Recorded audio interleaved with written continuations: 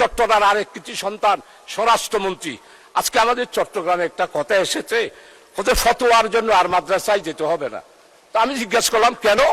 ওদের ফতোয়া তো আপনাদের এই পার্লামেন্টে দেওয়া হয়। ফতোয়া কিরকম? ফখরুল ইসলাম মাননীয় মন্ত্রী, উনি যেমন ইসলাম নয়, জামাত ইসলামীও ইসলাম নয়। মানে স্পিকার, জামাত ইসলামীকে জানতে হলে 100 বছরের ইতিহাস জানতে হবে।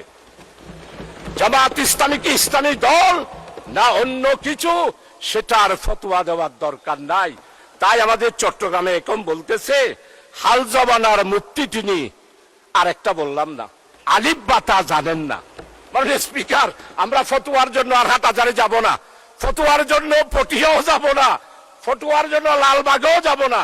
আমাদের এই মহান পার্লামেন্টে জামাত ইসলামীকে ইসলামী দল নয় বলে যিনি বলেন, তার কাছ থেকেই আমরা ফতোয়া নেব। মানে স্পিকার, জামাত ইসলামের ইতিহাস, গণতান্ত্রিক আন্দোলনের ইতিহাস, জামাত ইসলামের ইতিহাস, ইসলামের উপরে যখন এই আঘাত এসেছে, জামাত ইসলামী বজ্রকণ্ঠে রাজপথে প্রতিবাদ করেছে, সারা বিশ্বে স্বীকৃতি দিয়েছে।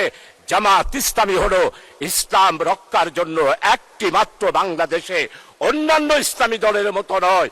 জামাত ইসলামী গণতান্ত্রিক, নিয়মতান্ত্রিক, মানুষের অধিকার প্রতিষ্ঠার জন্য, ওয়েলফেয়ার স্টেট কায়েম করার জন্যই জামাত ইসলামী।